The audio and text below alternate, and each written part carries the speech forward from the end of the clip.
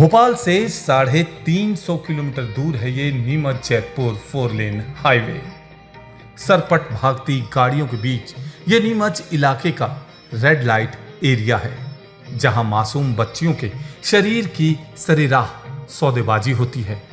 क्या पुलिस और क्या देश का कानून, हर चीज ताक पर रखकर छोटी छोटी बच्चियों के भविष्य को अंधेरे में धकेला जा रहा है।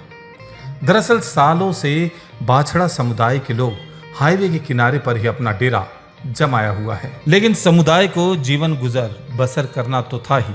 इसका सबसे बेहतर तरीका अपनी बेटियों और बहुओं को सड़क किनारे खड़ा कर नीलामी करने का ही लगा।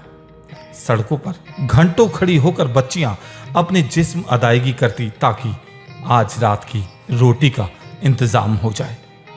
जिस्म की नुमाइश का जीता जागता उदाहरण कहीं देखना हो तो सीधे चले आइए नीमच जैतपुर 4 लेन के इस हाईवे पे, जहां कौड़ियों के दाम पे नाबालिग लड़कियों के जिस्म को नोचा खसीटा जाता है। इस मेन 4 लाइन हाईवे के किनारे रोड पे बने घरों के बाहर चारपाई लगा के बैठे ये दलाल अपनी ही बहु बेटियों की नीलामी करते हैं, और इनके ग्राहक ज्यादातर इस रोड से गुजरने वाले राहगीर होते हैं या फिर ट्रक ड्राइवर।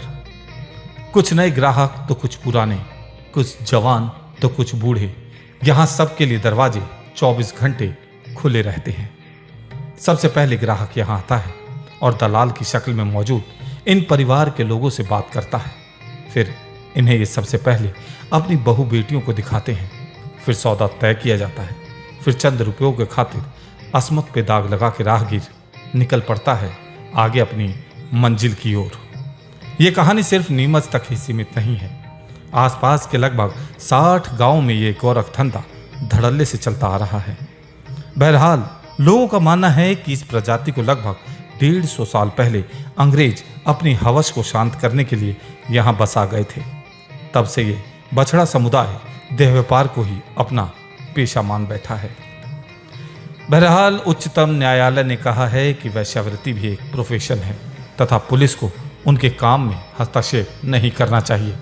इस निर्णय के बाद अब मालवा में अचानक हलचल बढ़ गई है, क्योंकि नीमच, मंदसौर तथा रतलाम में एक धर्म की महिलाएं देह व्यापार को कुप्रथा के तौर पर ढो रही है। ऐसे में उच्चतम न्यायालय के ताजा फैसले के अपने अपने मायने निकाले जा रहे हैं।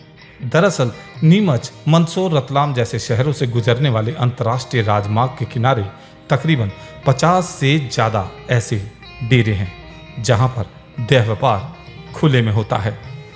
पिछले सालों में पुलिस ने कई छापामार कार्रवाई में इन ठिकानों से सैकड़ों ऐसी बच्चियों को छुड़वाया है जिनसे देह व्यापार कराया जा रहा था। दरअसल बाछड़ा समाज की महिलाएं इस कुप्रथा को लंबे अरसे से ढोती आ रही है। शाम होते ही हाईवे के किनारे की बस्तियां, डेरे गुलजार हो जाते हैं। वहीं उच्चतम न्यायालय ने अपने फैसले में कहा है कि सेक्स वर्कर को उनकी व्यवसायगत स्वतंत्रता होनी चाहिए। पुलिस प्रशासन या तंत्र उन्हें बिना कारण परेशान ना करें। उन्हें भी सम्मान से जीने का अधिकार है। इस फैसले के बाद इस समुदाय में खासी हलचल हो गई है। किंतु इसी धर्म के जो सुधारवादी युवा हैं, वे ये भी चिंता जता रहे हैं इन फैसलों की आग में नाबालिग बच्चियों के शोषण बढ़ सकता है। राजस्थान और एमपी में जैतपुरा से सेक्स रैकेट के तार जुड़े हुए हैं। नीमच जावसा मार्ग पर सैकड़ों राहगीर गुजरते हैं। बीच में सज रही सेक्स मंडी में इशारेबाजी, जिस्म की नुमाइश के नज़ारे देखकर राहगीर शर्मसार हो जाते हैं। जिले के मां भगवत माता प्रसिद्ध धार्मिक स्थल पहुंचकर महत्वपूर्ण मार्ग भी यह माना जाता है। हजारों भक्त इस रेड लाइट एरिया से गुजरते हैं और पुलिस प्रशासन को कोसते हुए नजर आते हैं। सेक्स का बाजार 24 घंटे सजता है। जैतपुरा, फंटे और आसपास जिस्म की नुमाइश सरेआम होती है। अतिक्रमण कर बनाए गए अड्डों के सामने चारपाई लगाकर युवतियां बैठ जाती हैं। दिन हो या रात 24 घंटे के नज़ारे एक जैसे रहते हैं। उच्चतम न्यायालय के फैसले के बाद अब नाबालिग लड़कियों का देह व्यापार बढ़ेगा, क्योंकि यहाँ नेशनल हाईवे पर कई अवैध ढाबे हैं जहाँ देह व्यापार सरलता से होता है। अभी फिलहाल नीमच, मंदसौर तथा रतलाम तकरीबन 2000 नाबालिग बच्चियां देह व्यापार में लिप्त हैं अदालत के फैसले के बाद अब इस समुदाय के लोगों को खुली छूट मिल गई है। तो ये थी हमारी आज की कुछ खास पेशकश। मुझे दीजिए इजाजत। नमस्कार।